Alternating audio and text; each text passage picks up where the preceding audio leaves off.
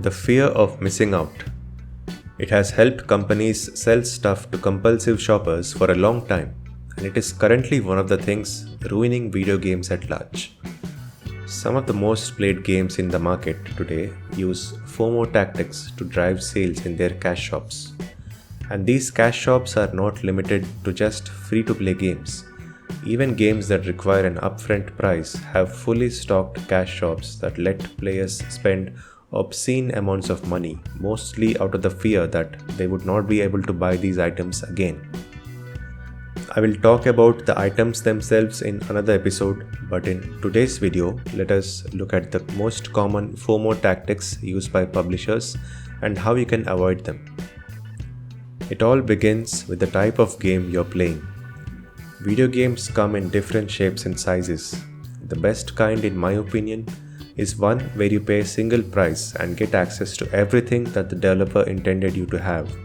No additional purchases, no gimmicky DLCs or microtransactions.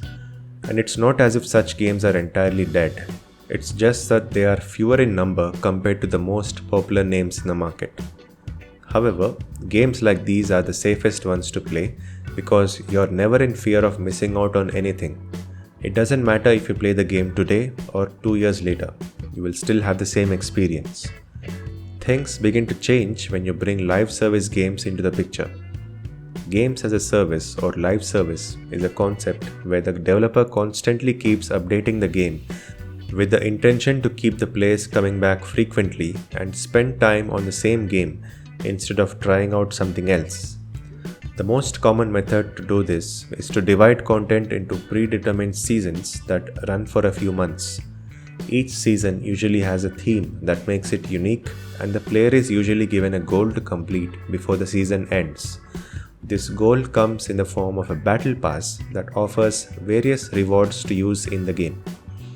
The more you play the game during the season, the more rewards you unlock from the battle pass.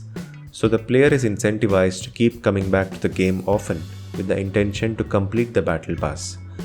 But the hidden agenda here is to direct the player's attention to the cash shop, which usually features an assortment of items outside of the battle pass, and these are only available while spending real-world money. Over time, the players get into a habit of browsing through the cash shop just to see if anything new has appeared. In some cases, they are not even given a choice, because as soon as they log into the game, they are met with a huge banner advertising what is new in the shop. These advertisements are just like any other that you normally see. Most people would just skip them automatically, but a small percentage of people would actually go on to buy those items as advertised. Then, as the season slowly comes to an end, there is another reminder to get the items before they are gone. A similar prompt is usually given at the start of a season, announcing the new items that are available for sale. This cycle thus keeps things interesting for players who get something new to play, but more importantly, it keeps the sales coming in for the developer and publisher, because every few months they get to introduce virtual goods into the cash shops, which a small group of people keep checking purely out of the fear of missing out. But profits are not the only benefit of using FOMO tactics. Player engagement is a metric that publishers care about deeply, and time-limited events are a great way to keep this metric up. Again, the fear being injected here is that a certain event is available for a limited time, and players need to engage with it within that time period, otherwise they will not receive the rewards tied to that event. These events are usually linked to real-world festivals to try and drum up as much interest as possible. What's sad is that the resources required to develop these limited time events could have easily been spent in creating more long-lasting content for the same game. Instead, all the efforts put in by the developers simply disappears from the game after the event ends. It all seems like a wasteful exercise and even a bit unethical. Video games mean different things to different people.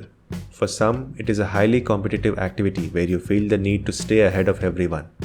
For others, like me, it is a relaxing way to unwind, something not to be taken too seriously.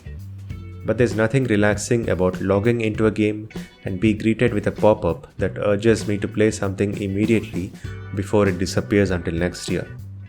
Thanks for watching and see you in the next episode.